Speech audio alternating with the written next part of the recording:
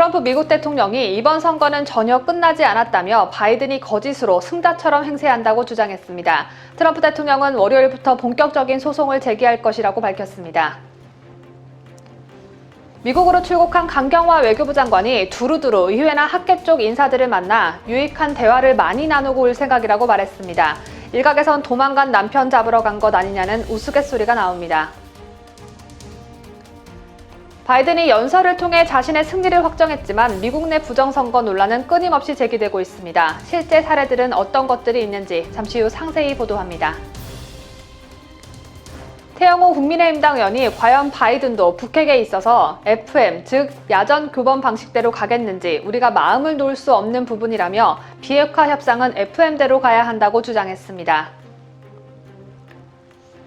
더불어민주당과 참 잘 어울리는 하태경 국민의힘당 의원이 트럼프는 미국의 민모씨가 되어 비정상의 극단을 달리지 말고 대선 결과에 승복하길 바란다고 했습니다. 여기서 민모씨는 민경욱 전 의원을 뜻합니다. 민주당만 빼고 칼럼으로 유명한 인미리 고려대 연구교수가 서재희 모친을 향해 추잡하다며 맹비난했습니다. 친노 인사에게 경박하다는 말을 들었던 추미애, 이번엔 추잡하다는 말까지 들어서 대단히 영광스럽겠습니다. 김경수 경남지사의 문재인 대선 여론조작 혐의가 2심에서도 유죄가 나온 가운데 이명박 정부 시절 정치관여 활동에 개입한 혐의로 기소된 김관진 전 국방장관에게 내려진 형량보다 더 가벼운 형량이라는 비판이 제기되고 있습니다.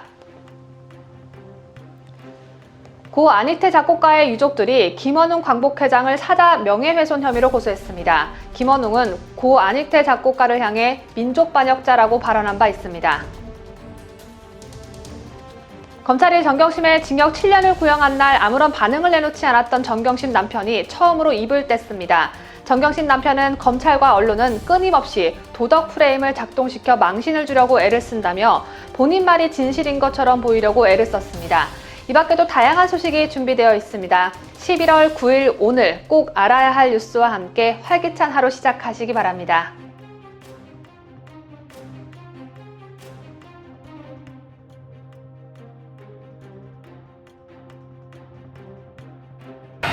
Who doesn't see red states and blue states, only sees the United States.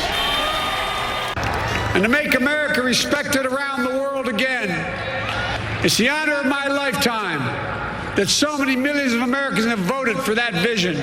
시청자 여러분, 편안한 주말 보내셨습니까? 뉴스데일리 베스트 민앵커입니다. 혼란에 혼란을 거듭했던 미국의 제46대 대통령 선거에서 조 바이든 민주당 후보가 당선을 확정했습니다. 박빙의 승부 끝에 선거인단 20명이 걸려있는 펜실베니아주를 바이든 후보가 가져가면서 그간 조심스러운 보도를 이어갔던 미국 언론들이 일제히 바이든 후보의 46대 미국 대통령 당선을 선언했습니다. 폭스, CNN 등 다수 매체들이 바이든 후보의 호칭을 프레지던트 일렉트, 즉 바이든 당선인으로 바꿨는데요. 앞서 잠깐 보신 것처럼 개표가 지연되면서 승리 선언을 자제해왔던 바이든 당선인이 지지자들의 환호 속에 연단에 올랐습니다.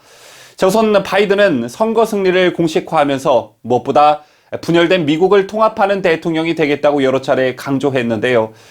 제게 투표한 분들만큼이나 제게 투표하지 않은 분들을 위해 최선을 다해 일할 것이다. 상대방을 악마화하는 행태가 지금 당장 중단되게 하자라고 말하면서 통합을 강조했고, 한편으로는 트럼프 대통령을 겨냥하기도 했습니다. 자, 이렇게 바이든 당선인이 당선을 확정한 건 최대 적전지 펜실베니아에서 최종 승리했기 때문입니다. 개표 초반 펜실베니아는 트럼프 대통령 압승 분위기였었죠. 개표 6시간 만에 10%포인트 이상, 표수로는 약 70만 표까지 앞서 나갔는데도 바이든은 승리를 장담했습니다. 바이든이 믿는 구석은 역시 150만 표 정도 남은 우편 투표였습니다. 우편 투표자들 사전 조사에서 본인 지지가 압도적으로 나왔고, 텃밭인 대도시 필라델피아와 피츠버그의 개표가 절반도 진행이 안 된 상황이라서 70만 표 차이를 뒤집을 수 있다고 본 건데요. 반대로 이런 흐름을 직감했던 트럼프 대통령은 개표 중단을 주장했습니다. 이런 가운데 법원이 트럼프 대통령 주장을 받아들이지 않으면서 개표가 이어졌고 표차는 갈수록 줄어들었죠. 그리고 개표 61시간째 실제로 역전까지 이어지게 된 것입니다. 여러분 아시다시피 1942년생인 바이든 당선인은 미국 대선 역사상 최고령 당선인입니다. 그의 대선 도전은 이번이 처음은 아니었는데요. 만 45세이던 1987년 민주당 경선에 나섰지만 연설 표절 논란 등으로 중도 사퇴했고 이후 뇌동맥 질환으로 쓰러져 정치 인생 최대 위기를 맞았습니다. 그리고 시간이 흘러 2008년 두 번째 출사표를 던졌지만 오바마 힐러리에 밀려 주목을 받지 못하고 경선 초반에 포기한 바 있죠. 부통령 재임 중이던 2015년 다시 차기 대선 출마가 점쳐졌지만 이때는 장남의 사망으로 꿈을 접었습니다. 그러던 그가 36년간의 상원의원과 8년간의 부통령에 이어 미국 역사상 최고령 대통령 당선인이 된 것입니다. 때문에 그의 승리는 특별할 수밖에 없고 반면 1900년대부터 현재까지 재선에 실패 단임 대통령으로 그친 역대 대통령 단 5명뿐이었는데요. 트럼프 대통령이 그 불명예 명단에 이름을 올리게 됐습니다. 트럼프 대통령은 마지막까지도 독특한 트럼프만의 스타일을 보여줬는데요. 경합주에서 막판 치열한 표 다툼이 벌어진 개표 5째 날 트럼프는 골프장을 찾아 골프를 즐겼습니다. 이 엄중한 시기에 골프를 쳤다는 건 우리나라 국민 정서와는 다소 멀어 보이죠. 3.1절 날 골프를 쳤다가 논란이 돼 결국 사의를 표명한 이해찬의 사례도 있었으니까 말입니다. 어쨌든 패배했다는 소식에 트럼프는 백악관으로 서둘러 돌아왔습니다. 하지만 트럼프 대통령은 1896년 이후 124년간 지켜져온 패자의 승복연설은 하지 않았습니다. 대신 트럼프 대통령은 이번 선거는 전혀 끝나지 않았다. 바이든이 거짓으로 승자처럼 행세한다고 말했고 트럼프 캠프 역시 바이든이 우편 투표를 조작했다고 주장하면서 월요일부터 본격적인 소송을 제기할 거라고 밝혔습니다. 이처럼 도널드 트럼프 대통령이 거듭 선거 불복 의사를 고수하고 있는 가운데 집권 공화당 또한 우왕좌왕하는 모습이 역력합니다. 자, 일단 공화당은 대선 결과에 대한 트럼프 대통령의 법적 소송에 대비해 최소 6천만 달러, 약 673억 원에 대한 모금에 나선 상황입니다. 여기에 친 트럼프 성향의 린지 그레이엄 상원의원도 합세하면서 트럼프 대통령과 공화당의 소송을 돕기 위해 50만 달러를 기부하겠다고 밝혔는데요. 하지만 공화당 내 불협화음은 곳곳에서 표출이 되고 있습니다. 자, 우선 펜스 부통령이 보이질 않고 있습니다. 현지 시각 4일 새벽 개표가 끝나지도 않은 상황에서 조기 승리 선언을 할 때만 해도 펜스는 트럼프와 자리를 함께 했었는데 그 다음날 트럼프 대통령이 백악관 연단에 올라 이번 선거를 엄청난 사기와 부패가 있는 불법 투표라고 주장했을 땐 펜스 부통령은 보이질 않았습니다. 펜스 부통령은 이날 트럼프의 기자회견 뒤에 트위터에 나는 대통령에게 찬성한다면서도 우리는 모든 합법적 표를 개표해야 한다는 글을 올렸습니다. 그러나 펜스 부통령은 트럼프 대통령처럼 선거가 조작됐다고 주장하지는 않았는데요. 트럼프 대통령이 조지아 등 개표 중단을 요구하고 있지만 펜스는 모든 표를 개표하라고 주장해 트럼프 대통령과 약간의 거리를 둔 셈입니다. 또 그간 공화당 내에서 트럼프 대통령과 각을 세웠던 의원들은 즉각 바이든 당선자의 승리를 축하하고 성공을 기원했는데요. 의원 개개인별로 SNS에 글을 올려 입장을 나타내고 있는 반면 공화당 지도부는 아직까지 침묵을 지키고 있습니다.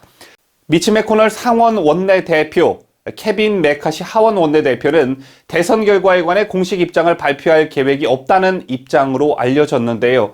다만 매코널 대표는 전날 불법적으로 제출된 투표는 한 장이라도 있어서는 안 된다. 모든 면에서 선거 과정은 감시돼야 한다고 주장해 사실상 트럼프 대통령의 편을 들어줬습니다. 맥케츠 하원 의원 역시 이 중요한 순간에 트럼프 대통령을 위해 싸우지 않으면 공화당의 미래는 없다고 말하면서 트럼프 대통령의 어깨에 힘을 실어줬습니다. 하지만 미국 언론들의 반응은 시큰둥하기만 합니다.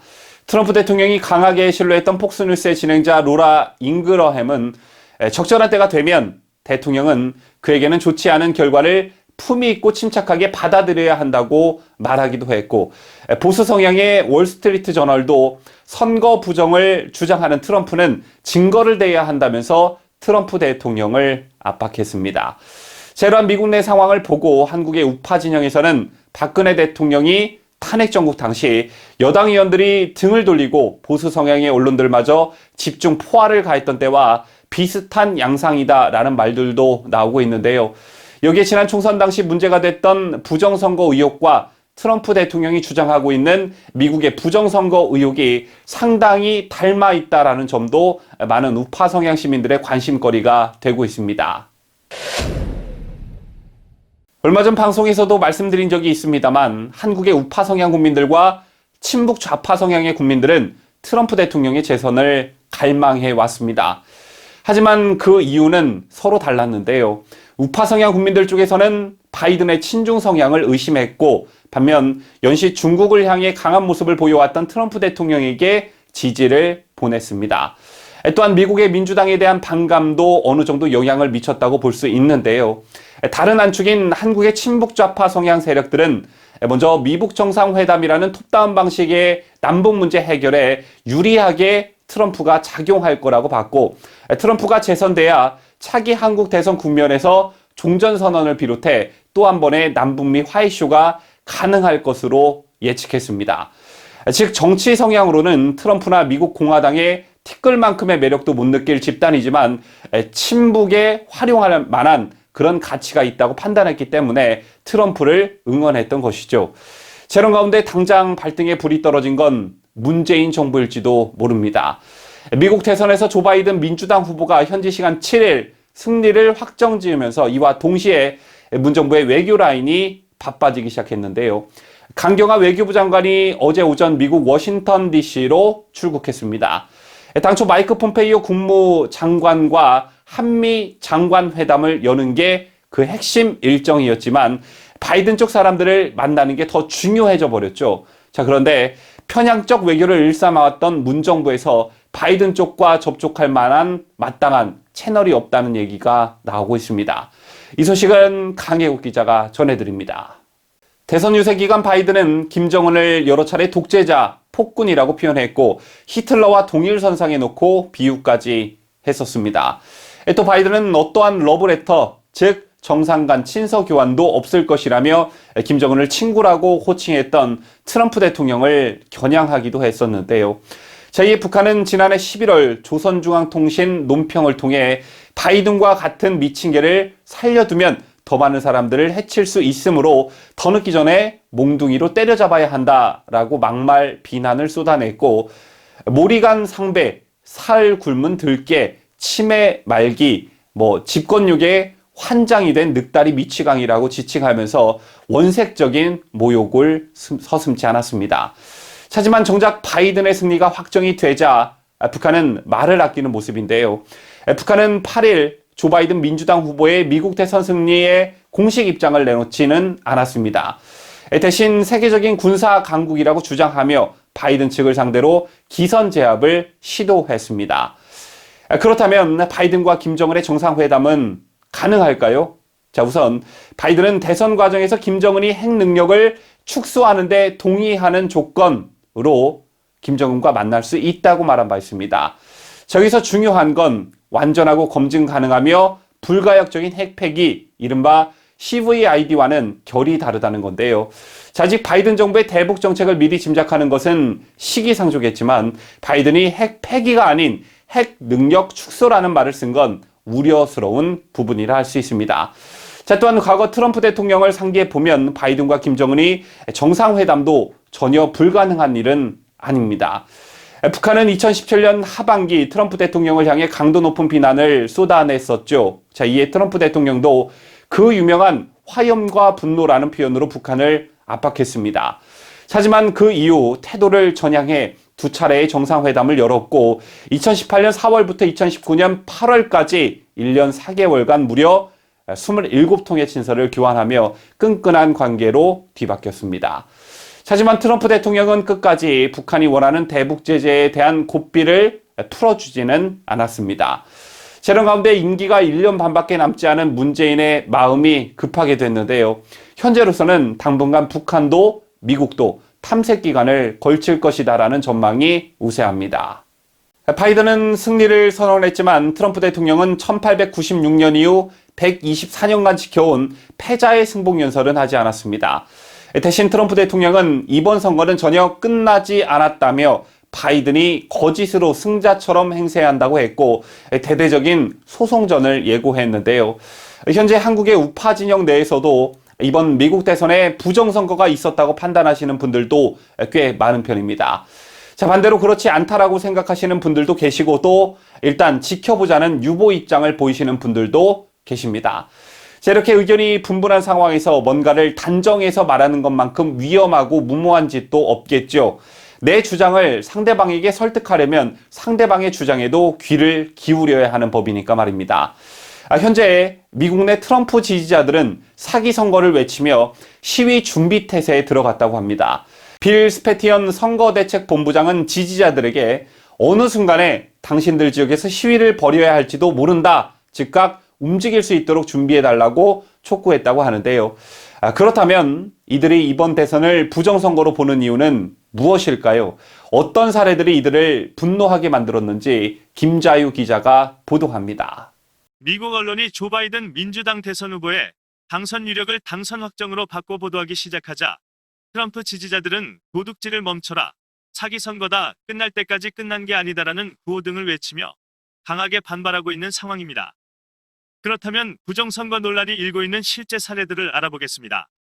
먼저 공화당 관계자들은 미시간주에서 부정선거가 발생했다고 주장했습니다. 이들의 주장에 따르면 방식은 투표지 분류기의 소프트웨어를 이용한 표 옮기기인데요. 당초 도널드 트럼프 후보에게 가야 할 표를 민주당 조 바이든 후보에게 옮겨줬다는 것입니다. 미국 공화당 전국위원회 로나 맥데니엘 의장을 비롯한 공화당 관계자들은 현지 시간 6일 미시간주 47개 카운티에서 이 같은 소프트웨어가 적용된 투표지 분류기가 사용됐을 가능성이 있다고 밝혔습니다. 미시간 공화당의 로라 콕스 대표는 이날 기자회견을 열고 앤트림 카운티에서는 공화당으로 가야 할 표가 민주당 표로 집계됐다고 말했습니다. 콕스 대표는 6,000표가 우리에게 불리하게 이동했다며 카운티 공무원이 소프트웨어 오작동으로 표 집계에 오류가 발생했다고 밝혔다고 말했습니다.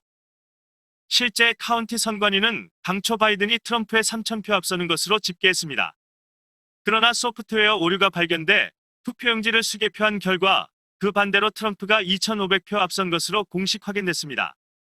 소프트웨어 문제로 트럼프 표 5,500장이 바이든 표로 넘어간 셈입니다. 이후 공화당 관계자들이 조사한 결과 미시간주 총 83개 카운티 가운데 절반이 넘는 47개 카운티에서 같은 소프트웨어를 사용하는 것으로 드러났습니다. 맥데니얼 의장과 콕스 대표는 미시간에서 또 다른 부정선거 의혹도 제기했습니다. 두 사람은 웨인 카운티에서는 공화당 선거 참관인들이 개표 과정을 감시할 수 없도록 개표소의 창문을 가리고 문을 잠갔다고 주장했습니다. 이 밖에 실제 부정선거에 가담했다가 기소되는 일도 있었습니다. 미국 텍사스의 한 사회복지사가 자신이 돌보고 있던 지적장애인 등 67명 대신 무단으로 우편 투표한 혐의로 기소됐습니다. 용의자는 텍사스 댈러스 남쪽에 위치한 소도시 맥시아에서 맥시아 생활지원센터 사회복지사로 근무하는 켈리 레이건 브루너인데요. 텍사스 주 법무장관은 대선 관련 선거부정 조사 과정에서 브루너가 총 134건의 선거법 위반 혐의로 적발돼 기소됐다고 밝혔습니다. 브루너는 센터에서 돌봄을 받던 지적장애 혹은 발달장애를 지닌 67명에 대해 허락 없이 우편 투표를 신청하고 대리 투표까지 실행해 한 명당 2건씩 총 134건의 주선거법 위반 혐의를 받고 있습니다. 만약 혐의가 입증되면 최대 10년형에 처해질 수 있습니다. 또한 미국의 집배원이 부재자 투표를 포함한 미배달 우편물 800여 점을 가지고 미국 캐나다 국경 부근에서 체포되는 일도 있었습니다. 이 집배원은 지난 3일 오후 7시 34분께 뉴욕주 도시 버펄로와 캐나다를 잇는 다리인 피스브리지 진입로에서 세관원 건물에 걸려 체포됐는데요. 이후 우편검 열국 조사관들은 윌슨의 차량 트렁크에 실린 우편함에서 부재자 투표 3건을 포함한 813건의 배달되지 않은 우편물을 확인했습니다. 우편물 대다수는 비슷한 우편 번호에서 나왔으며 9월 중순부터 10월 말까지 발송한 것들이었습니다. 하지만 이건 사건을 조사 중인 뉴욕주 서부지방검찰은 이번 사건은 집배원 개인이 일으킨 것으로 소속된 우체국은 무관하다고 발표했습니다. 마지막으로 미국 대선 경합주인 펜실베이니아의 한 우체국에서 선거 사기 내부 고발자 영상이 나와 화제를 모으고 있습니다. 우체국 내부 고발자 영상은 펜실베이니아 1위 카운티의 집배원인 리차드 홉킨스가 탐사보도 전문 매체 프로젝트 베리타스에 밝힌 내용을 담고 있는데요. 영상에서 홉킨스 집배원은 자신이 일하는 우체국 관리들이 우편 투표소인을 원래 날짜보다 하루 앞당겨 찍는 일에 대해 논의하는 것을 우연히 들었다고 말했습니다. 홉킨스 집배원의 발언은 4일에 접수돼 무효 처리돼야 할 우편 투표를 우체국 관리들이 3일 소인으로 처리해 유효표로 조작했다는 뜻입니다. 이 영상은 공개 이후 트위터에서 330만의 조회수를 기록했고 3만 6천에 공유됐으며 유튜브에서도 20만 회 이상 조회되며 큰 파장을 일으키고 있습니다. 앞으로 미국의 부정선거 논란이 어떤 파장을 낳을지 귀추가 주목됩니다. 자유대한민국을 수호하는 뉴스데일리 베스트 김자유입니다.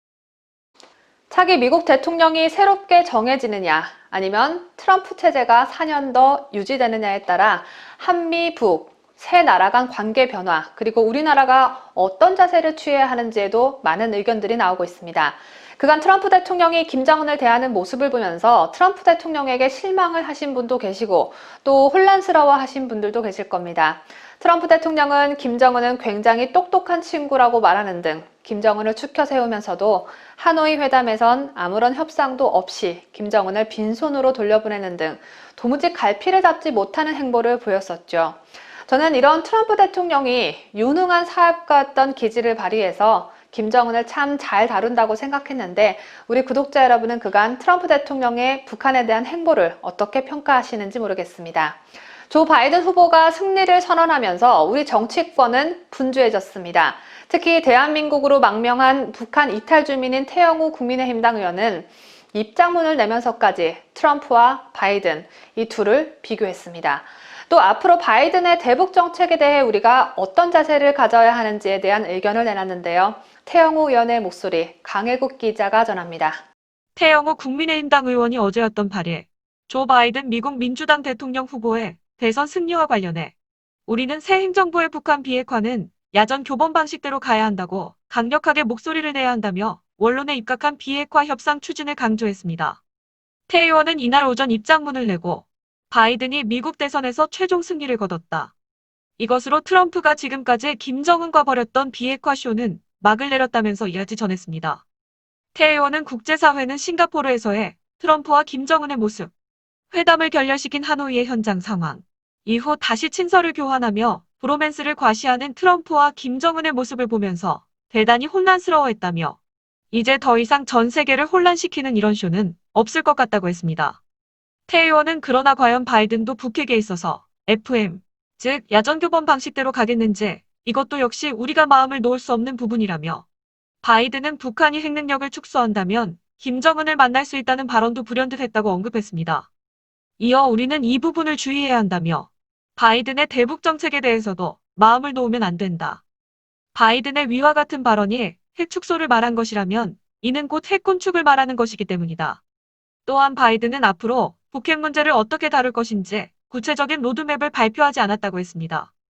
또 태 의원은 북한도 달라지고 있다며 최근 미국 대선과 관련한 북한의 동향을 보면 대단히 신중하고 성숙돼 있으며 치밀한 계산을 하고 있는 듯하다.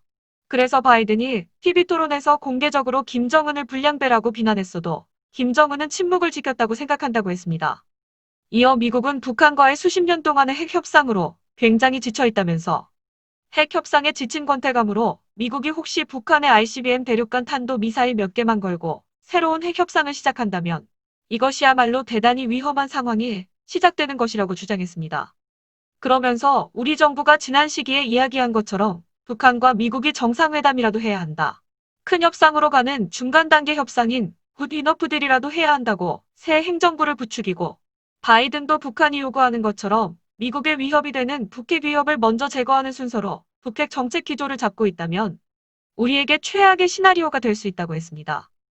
태영호 의원은 많은 이들이 트럼프 대통령보다 바이든이 북한을 더 잘 다룰 거라고 생각하는 것에 우려를 나타낸 듯 보여집니다. 실제로 바이든이 당선되면 이란과 핵합의 복귀를 추진할 것이란 전망이 우세했던 만큼 북한도 다를 바가 없겠죠. 때문에 태영호 의원이 말한 바이든에게 마음을 놓으면 안 된다는 말을 주의 깊게 새겨들어야 할 필요가 있지 않을까요? 언제나 진실만을 보도하는 뉴스데일리 베스트 강혜국입니다. 국내뿐 아니라 미국 대선에 있어서도 부정선거를 우려했던 민경욱 전 의원이 도널드 트럼프 미국 대통령과 민트 동맹을 결성하겠다고 밝혔습니다. 민은 민경욱의 민, 트는 트럼프의 트입니다. 그런데 민 전 의원이 이 같은 말을 하게 된 계기는 이명박 박근혜 대통령의 죄가 명백하다고 주장한 야당 의원 하태경 때문입니다. 하태경은 트럼프 대통령을 맹비난하면서 민 전 의원을 함께 묶어 비난했는데 바이든 당선이 유력해지자 벌써부터 줄을 서는 모양입니다. 국내에서도 김어준 방송에 나가서 민주당 쪽 패널처럼 행세하더니 역시 미국 대통령도 민주당 후보가 되려니까 기분이 엄청 좋으셨나 봅니다. 하태경의 오만방자한 발언에 민경욱 전 의원이 어떻게 대처했는지 강혜국 기자가 보도합니다. 민경욱 전 의원은 지난 7일 페이스북을 통해 태경아, 이제 민모시네라며 그럼 당연하지. 이제 트럼프 대통령은 형하고 같이 부정선거에 큰 파도를 헤쳐갈 거야. 이름도 지었어. 민경욱과 트럼프의 앞글자를 따서 민트. 어때? 상큼하고 향기롭지 않아? 민트 동맹으로 불러주길 바란다고 했습니다. 정체성이 불분명한 하태경은 전날 6일 페이스북을 통해 정치 최선 진국이던 미국 지도자 잘못 뽑는 바람에 한방의 정치 후진국으로 전락했다며 이제 끈 떨어진 트럼프, 김정은은 놀아주지도 않을 것이고 벗이 되어줄 유일한 사람은 한국의 민모씨 정도라고 했습니다. 끈 떨어진 트럼프라고 표현한 하태경. 하태경은 대한민국 민주당의 아부를 하도 잘 떨어져 껴서 김어준과 정청래 같은 위인들이 함께 놀아주는 건가 봅니다. 한국 좌파들은 하태경과 이미 잘 놀아주고 있으니 앞으로 바이든과 북한 김정은도 하태경과 놀아줄 때까지 하태경의 왕성한 활동 기대하겠습니다. 민경욱 전 의원은 내가 6개월 동안 선거 결과를 두고 이게 통계적으로 말이 되느냐고 했었지? 지금 트럼프 대통령 아들이 그 말을 하고 있다며. 나나 트럼프나 간단한 사람들이 아니야. 그냥 넘어가지 않을 거라고. 태경이는 그동안 형이 말한 대로 입국 다물고 구석에 쭈그러져 앉아 있어라. 라고 했습니다. 하지만 하태경은 민 전 의원의 말을 들어 처먹지 않고 입을 나불나불나불나불거리면서 쭈그러져 있지도 않은 것입니다. 하태경은 오히려 다음 날인 8일 페이스북에 다시 한번 트럼프 대통령과 민경욱 전 의원을 비난하는 글을 올렸습니다. 하태경은 바이든 당선은 정상이 비정상을 이긴 것이라며 트럼프 대통령은 대선 결과에 승복하라고 했습니다. 하태경은 바이든 미국 대통령 당선을 축하한다며 마치 지가 한 나라의 대통령인 양 축하 인사를 전했고 미국이 정상 국가로 돌아왔다고 했습니다. 이어 하태경은 바이든 당선으로 전 세계 트럼프 흉내내는 비정상 정치인들은 사라져갈 것이라고 했습니다. 그러면서 트럼프는 미국의 민모씨가 되어 비정상의 극단을 달리지 말고 대선 결과에 승복하길 바란다며 대선 불복은 더 추해지는 것이다. 조롱만 더 받을 것이라고 했습니다. 4.15 부정선거를 주장하는 민경욱 의원을 민모씨라고 언급하며 민 전 의원을 비정상인 취급한 것입니다. 비정상인에게 비정상인 취급받은 민경욱 전 의원에게 위로를 표합니다. 아울러 더불어민주당 의원 같은 하모 씨는 조속히 커밍아웃을 하길 바랍니다. 뉴스데일리 베스트 강혜국입니다.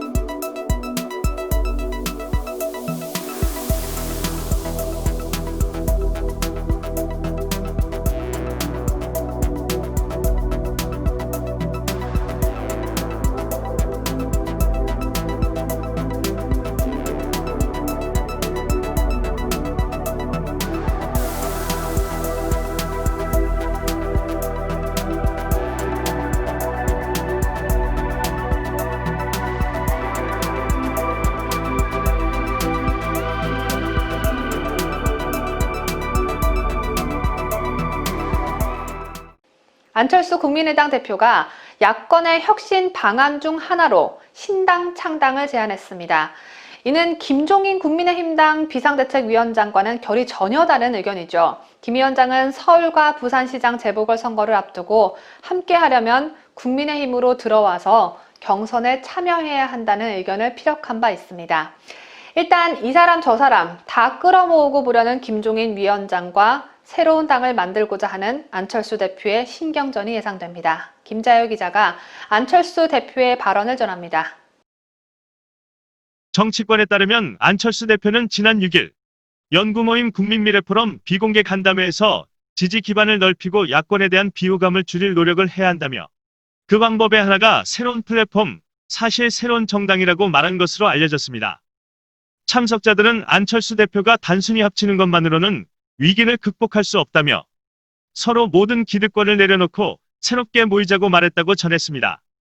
이는 국민의힘을 중심축으로 두고 야권 연대를 형성할 것이라는 기존의 예상과는 매우 다른 방향으로 안철수 대표가 김종인 위원장과의 신경전을 계속하고 있다는 평가가 나옵니다.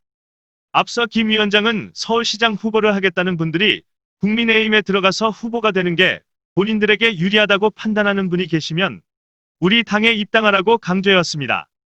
그러나 안 대표는 이날 공개 강연에서도 야권이 비호감이니까 유권자들에게 무슨 말을 해도 듣지 않는다며 야권 재편으로 새로운 혁신 플랫폼을 만들어야 한다고 말했습니다. 야권은 비호감이라는 말로 국민의힘에 뼈 때리는 발언을 한 안 대표는 반문연대에 대해선 누구를 반대해가지고 저 승리한 정치 세력은 없다고 생각합니다. 그냥 반문연대 형태가 되면 그렇게 1대1로 싸우면 결국은 지난 총선과 똑같은 싸움의 구도가 되어버립니다. 그러면 그때도 싫어하는 정당보다 실망한 정당에게 표를 찍는 일이 반복이 될 겁니다. 그래서 그런 반문연대가 아니라 혁신연대, 미래연대, 국민연대, 국가의 미래를 진정으로 생각하는 그런 정치 세력들의 모임, 이런 방향으로 가는 것이. 또 안철수 본인의 서울시장 보궐선거 출마 여부에 대해선 정권 교체를 위해서 최선을 다하겠다며 즉답은 피했습니다. 이에 대해 김종인 위원장은 정권 교체를 하기 위해서 뭘 하겠다는 구체적인 얘기는 안 하고 막연하게 노력하겠다는 것은 항상 하는 얘기라고 반응했습니다. 뉴스데일리 베스트 김자유입니다. 대검에서 금년은 94억을 일괄 수령해 간 거고요. 임의로 집행을 하는 거고요. 구체적으로 어떻게 썼는지는 법무부에 보고를 하지 않기 때문에 알 수가 없고요. 어디에다가 쓸지는 누가 결정합니까? 대검이니까 검찰총장이 결정하는 거죠. 뭐 총장 주머니 돈처럼 아마 그렇게 말씀드리기가 참 뭐합니다만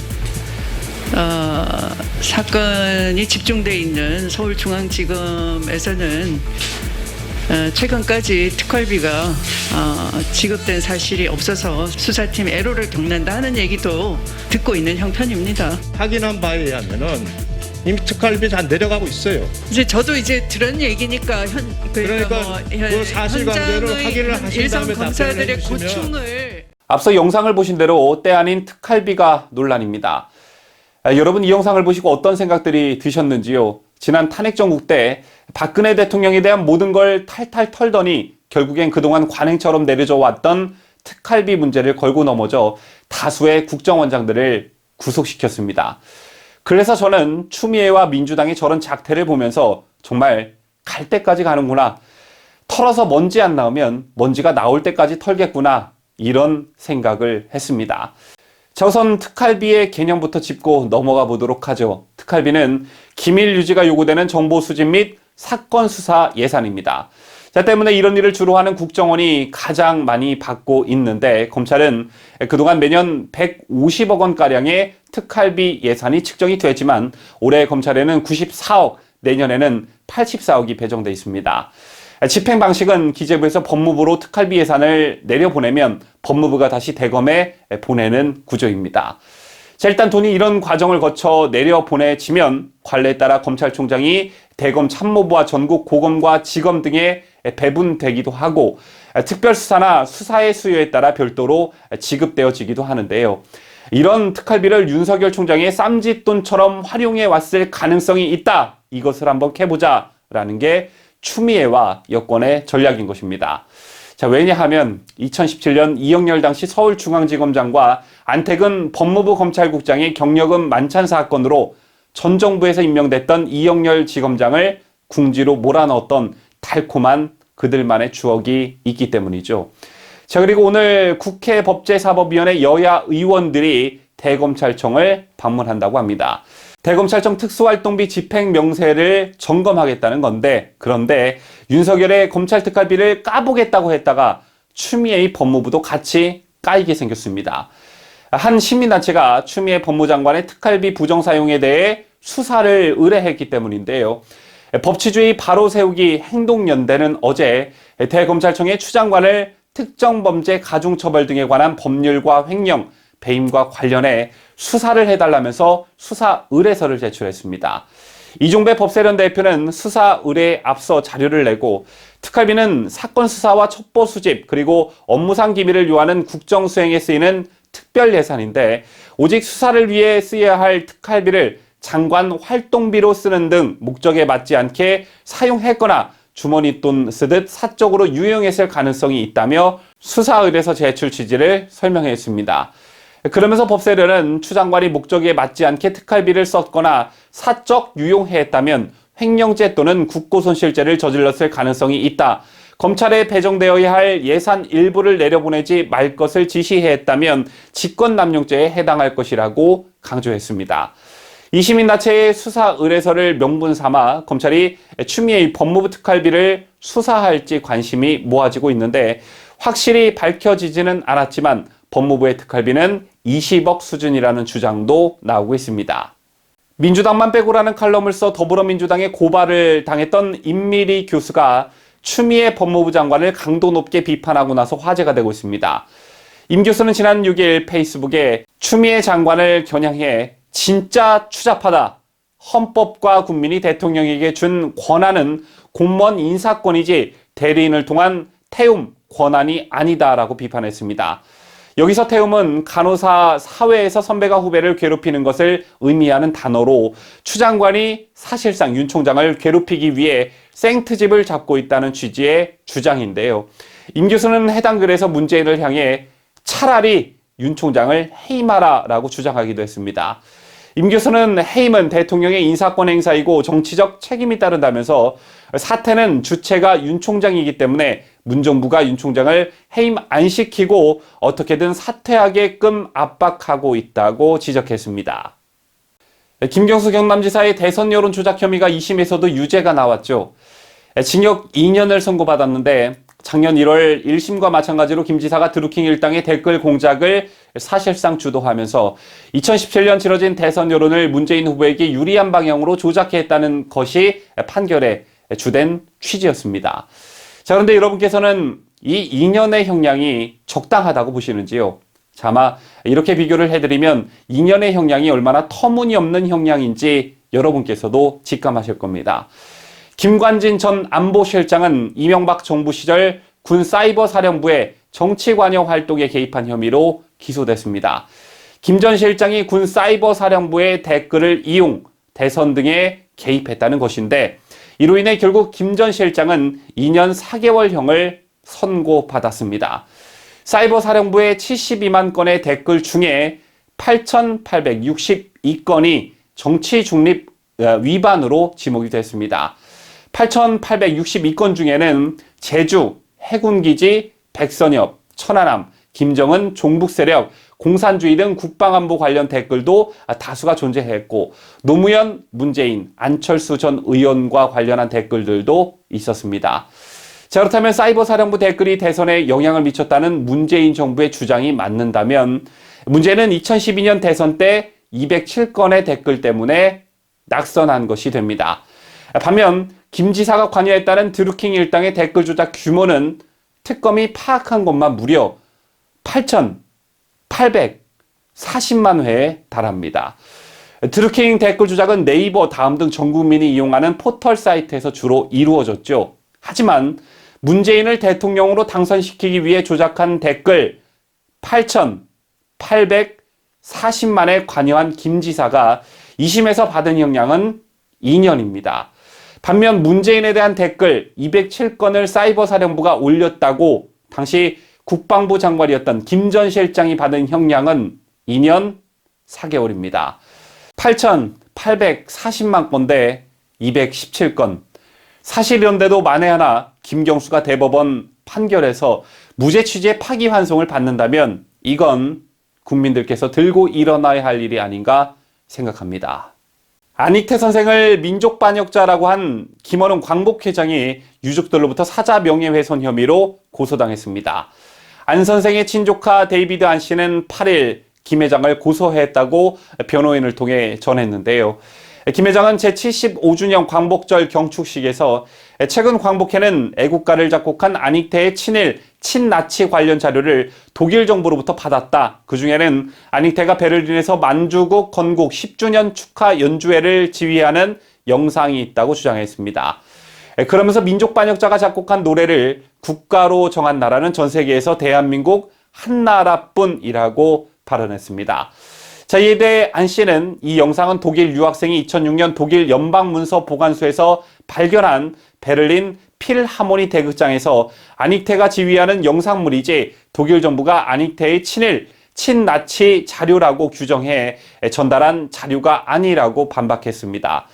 또한 안 씨는 김 회장은 광복절 기념사는 개인의 생각이 아니라 30차례나 내부 검토를 거친 광복회의 공식 입장이라고 밝혔는데 이 말이 사실이라면 광복회에 대해서도 거액의 배상을 청구하는 민사소송을 제기하겠다고 밝혔습니다. 고작 한 달밖에 법무부 장관을 하지 못한 것으로 유명한 조국 씨가 자신의 부인인 정경심의 결심 공판에 대한 생각을 드러냈습니다. 검찰은 지난 5일 정경심에게 징역 7년을 구형했죠. 평소 조국은 무슨 일이 생기면 그 즉시 페이스북에 글을 올리는 부지런한 모습을 보였었는데 이번엔 정경심의 공판이 끝난 당일이 아닌 3일이 지나서야 자신의 의견을 피력했습니다. 충격이 좀 컸나 봅니다. 조국은 검찰이 정경심의 반일 테마주 매수를 비판한 것에 대해 도덕적 낙인 찍기에 급급하다고 했습니다. 정경심의 직업은 대학교 교수입니다. 조국은 고작 한 달짜리긴 했지만 대한민국 법무부 장관이었고 청와대 민정수석이었습니다.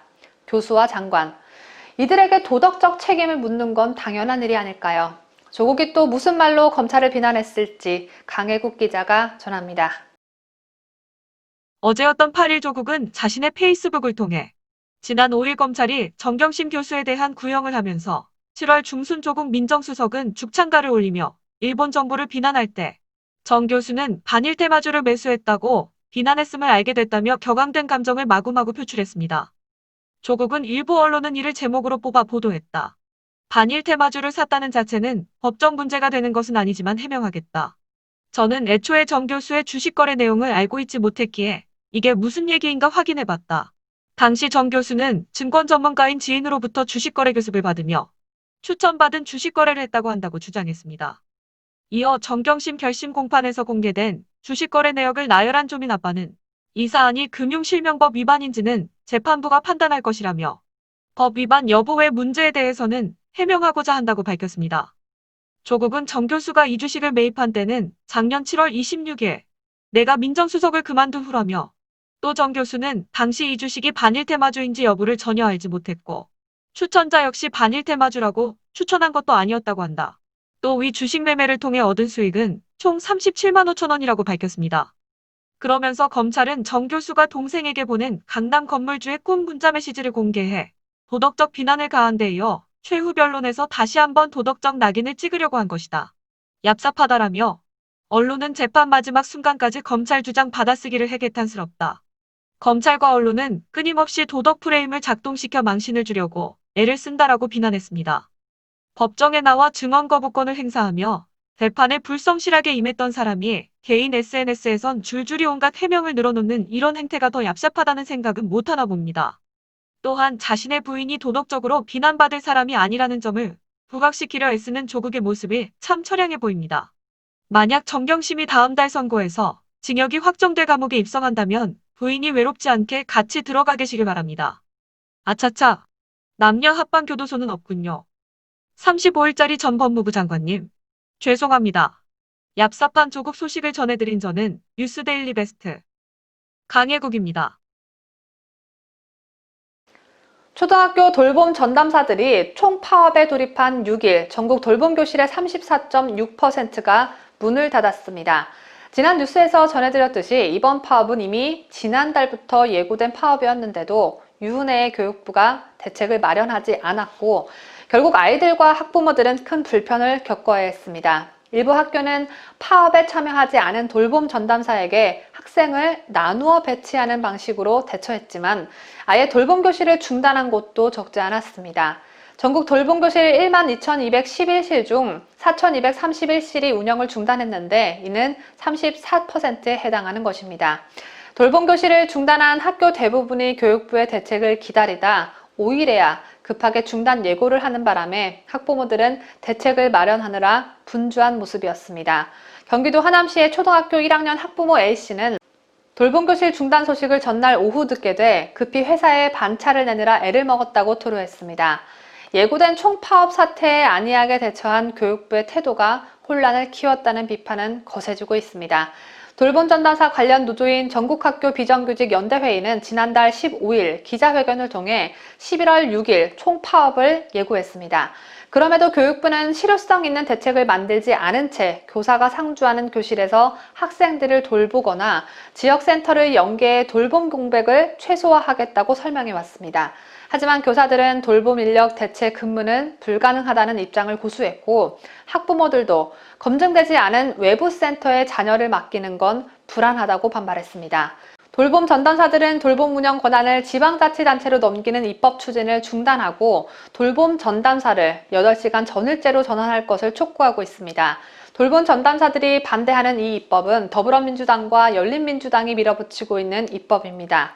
학비연대는 1차 경고성 돌봄 파업에도 돌봄 전담사들이 요구해온 부분이 충분히 협의되지 않는다면 이달 중 2차 파업에 나서겠다는 방침입니다. 돌봄 파업이 장기화할 수 있는 상황인데 여기에 또 다른 학교 내 비정규직 급식 조리사들도 이달 19일, 20일 이틀간 총파업을 예고해 학생과 학부모들의 불편은 가중될 것으로 보입니다. 의사들 파업에 이어 돌봄 교사들 파업까지 정말 대단한 문재인 정부가 아닐 수 없습니다. 지난 7일 기준 독감 예방 접종 후 사망한 사람은 97명으로 집계됐습니다. 이러다가 조만간 코로나 사망자를 따라잡는 게 아닌가 하는 생각이 드는데 질병관리청은 97명의 사망 원인을 조사한 결과 96명은 백신 접종과의 연관성이 확인되지 않았고 나머지 1명에 대해서는 역학조사가 진행 중이라고 밝혔습니다. 그러므로 역학조사가 진행 중인 그 1명은 조사가 마무리되면 이번에도 역시 백신과의 연관관계가 없다고 밝힐 전망입니다. 어쩌면 조사는 처음부터 필요 없었는지도 모릅니다.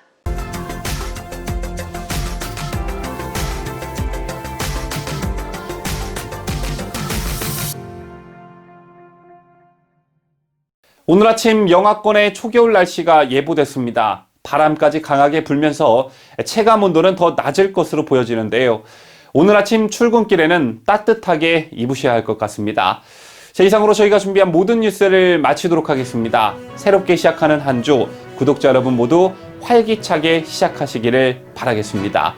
지금까지 저는 뉴스데일리 베스트 미네커였고요. 저는 더 알찬 소식을 가지고 내일 다시 돌아오도록 하겠습니다. 끝까지 시청해주신 여러분 대단히 감사합니다.